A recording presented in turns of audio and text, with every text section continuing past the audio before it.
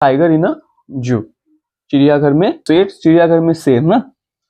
तो क्या है, this poem contrast a tiger in the zoo with the tiger in the natural habitat. The poem moves from zoo to the jungle and back again to the zoo. Read the poem silently once and say which stanza speak about the tiger in the zoo and which one speak about the tiger in the jungle. इसके writer कौन है? Leslie Norris, right.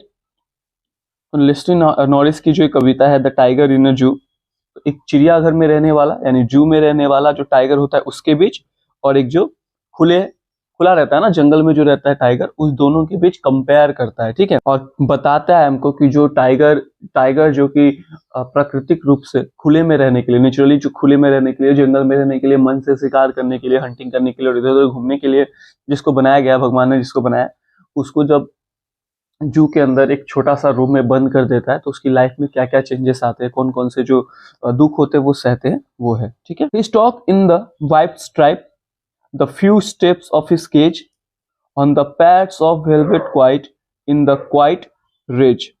कि अपनी stripe, white stripes मतलब क्या होता है, जो शेर के ऊपर ब्लैक कलर की जो धारियां होती है ना, शेर का जो टाइगर का जो होता है, तो बोल रहा है कि अपनी ज्वलंत धारियों से शान से चलता है, कि मतलब वो धारियों से वो शान से चलता है।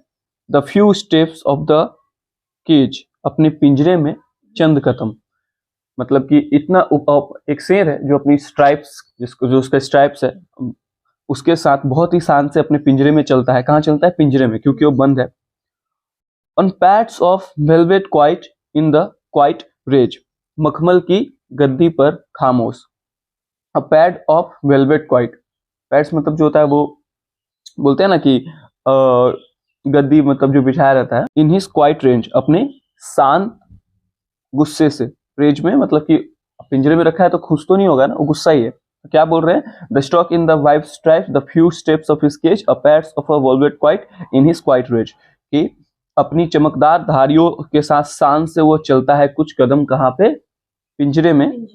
On the pads of the velvet quiet in the quiet rage, मखमल की गद्दी पर खामोश, अपने शांत आक्रोश या गुस्से। He should be looking in the shadow sliding through long grass near the water hole where pump deer pass, कि अभी वो जंगल में रहता तो वो छाया में दुबका हुआ होता, छुपा हुआ होता छाया में।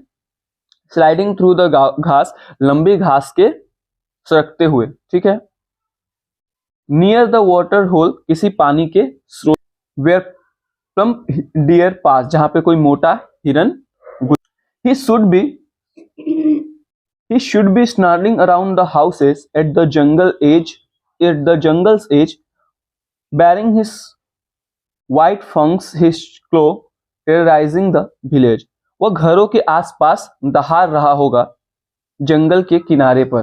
He should be standing around the house at the jungle's edge, कि घरों के आसपास दहाड़ रहा होगा, हाँ, जंगल के किनारे। Bearing his white fangs, his claws terrorizing the village, कि अपने सफेद नुकीली दांतों और पंजों को दिखाकर, व्हाइट फंक्स एंड क्लोज मतलब अपनी जो बोलते हैं ना सफेद नुकीली बड़ी दांतों और पंजों को दिखाकर टेरराइजिंग द विलेज, पूरे गांव को डरा रहा हो। But he is lock in the concrete cell, लेकिन अब वह कॉन्क्रीट यानी सीमेंट की दीवारों के अंदर बंद है।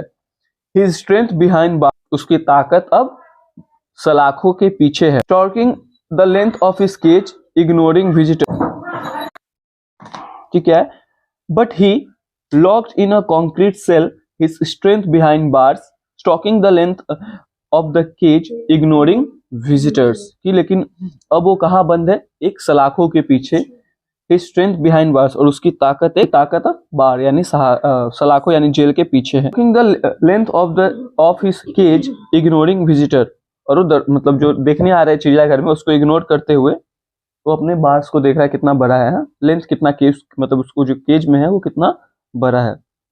He hears the last voice at night, the patrolling cars, and stares with the brilliant eyes at the brilliant stars. He hears the last voice at night, मतलब रात को लास्ट आवाज क्या सुनता है? पेट्रोलिंग कार की, चिड़ियाघर में जो पेट्रोलिंग कार होती है उसकी। And stairs with his brilliant eyes at the brilliant stars, और अपनी चमकदार आंखों से घूरता है किसको? चमकते हुए स्टार्स को, सितारों को। की बड़ी अच्छी लाइन है। He hears the last voice at night, the patrolling cars, की रात में अगर वो आखिरी कोई आवाज सुनता है तो पेट्रोलिंग कार की होती है। And stares with his brilliant eyes, और अपनी चमकदार आंखों से घूरता है किसको? द ब्रिलियंट स्टार्स, चमकदार तारे को। ठीक है, यही था पोएम ऑल अबाउट, और इसकी जो राइटर हो गया है लेस्ली